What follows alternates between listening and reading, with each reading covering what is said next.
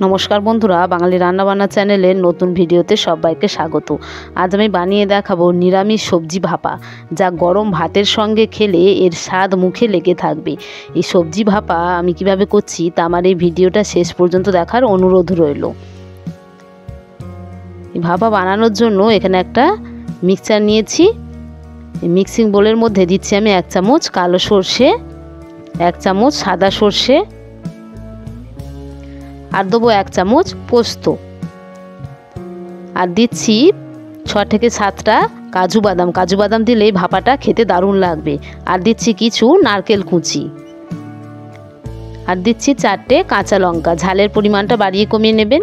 এবারে অল্প জল দিয়ে এটাকে পেস্ট করে নেব। পেস্টটা একদম ভালোভাবে করে নিতে হবে যেন গোটা না থাকে। ভালোভাবে পেস্ট করে নিয়েছি। খুলে দেখাচ্ছি, দেখুন পেস্টটা কেমন হয়েছে, কতটা সুন্দর হয়েছে। এবার যে পাত্রে আমি ভাপা করব তার মধ্যে এই পেস্টটাকে আমি ঢেলে নিচ্ছি। সমস্ত পেস্টটাকে আমি এর মধ্যে ঢেলে নিয়েছি। এবার এর উপর দিচ্ছি আমি 1 চামচ সরিষার তেল, আর দেবো স্বাদ মতন লবণ, হাফ চামচ হলুদের গুঁড়ো,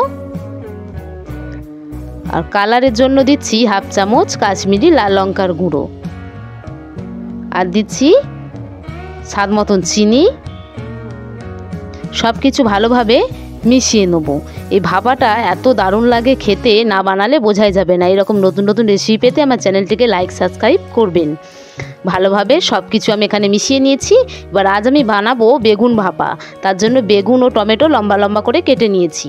এই বেগুনের মধ্যে দিচ্ছি অল্প পরিমাণে হলুদের গুঁড়ো, আর দেবো অল্প পরিমাণে লবণ। লবণ ও হলুদটাকে ভালোভাবে বেগুনের সঙ্গে মিশিয়ে নিতে হবে। আমি এখানে বেগুন দিয়ে ভাপা বানাবো, এটা যে কোনো সবজি দিয়েও ভাপা বানানো যেতে পারে। ভালোভাবে লবণ ও হলুদ আমি বেগুনের সঙ্গে মিশিয়ে নিয়েছি। এবার গ্যাসে আমি কড়া গরম করতে বসিয়ে দিয়েছি। এবার কড়াতে দিচ্ছি অল্প পরিমাণে সরিষার তেল। তেলটাকে ভালোভাবে গরম করে নিতে হবে। তেল ভালোভাবে আমার গরম করা হয়ে গিয়েছে। এবার এখানে মশলা মাখিয়ে রাখা বেগুনগুলোকে আমি দিয়ে দিচ্ছি। বেগুনগুলোকে ভেজে নেব, একদম ভেজে গলিয়ে নেব না, একটু শক্ত ভাব থাকবে, লালচে ভাব করে ভেজে নেব। উল্টে পাল্টে একটু লালচে ভাব করে বেগুনগুলোকে আমি ভেজে নিচ্ছি। এবারে এর মধ্যে দিয়ে দিচ্ছি টমেটো কাটাটাকেও আমি বেগুনের সঙ্গে ভেজে নেব। সবজিগুলো ভেজে নিয়ে ভাপা করলে ভাপাটার স্বাদ বাড়বে, খেতে দারুণ লাগবে।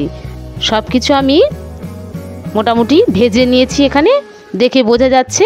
এবার এটাকে আমি যে পাত্রে মশলা ঢেলেছি তার মধ্যে ঢেলে নিচ্ছি। ঢেলে নিয়েছি আমি মশলার সঙ্গে বেগুন ও টমেটোটাকে। এবারে মশলার সঙ্গে বেগুন ও টমেটোটাকে মিশিয়ে নেব। এইভাবে নিরামিষের দিনে ভাপা বানালে নিরামিষ খেতে কারোর অসুবিধা হবে না, দারুণ লাগে খেতে, প্রত্যেকেরই খুব ভালো লাগবে। সব কিছু আমি মিশিয়ে নিয়েছি। এবারে পরিমাণ মতন জল দিয়ে দিচ্ছি। এই ভাপাটা খুব বেশি পাতলা হলে ভালো লাগবে না, একটু মাখা চাকা হলে খেতে সুন্দর হবে। ভালোভাবে মিশিয়ে নিয়েছি। এবার এর ওপরে দিয়ে দিচ্ছি আমি 2টো কাঁচা লঙ্কা চিড়ে নিয়েছিলাম। এবারে ঢাকা দিয়ে ভাপাটা আমি গ্যাসে বসিয়ে দেবো। তার জন্য আমি আগে থেকে জল বসিয়ে দিয়েছি গ্যাসেতে। এবারে একটা স্ট্যান্ড আমি উল্টে দিচ্ছি। স্ট্যান্ড উল্টে দিলে কি হবে, এই টিফিন বক্সের তলাটা জলের মধ্যে ডুবে থাকবে। খানিকটা জলের মধ্যে এইভাবে ডুবিয়ে রাখতে হবে, তাহলে ভাপাটা ভালোভাবে হবে। এবার এটাকে ঢাকা দিয়ে আমি 10 মিনিট ভাপিয়ে নেব। ফিরে আসছি 10 মিনিট পরে। আমাদের ভাপা রেডি হয়ে গিয়েছে। এটা খুব তাড়াতাড়ি হয়। এবার গ্যাসটাকে বন্ধ করে এটাকে আমি ঠান্ডা করে নেব। ঠান্ডা করে নিয়েছি। এবার খুলে দেখাচ্ছি, দেখুন ভাপাটা কত সুন্দর হয়ে গিয়েছে আমার ভাপার রেসিপি। ফিরে আসছি পরবর্তী নতুন ভিডিও নিয়ে। ততক্ষণের জন্য প্রত্যেকে ভালো থাকুন।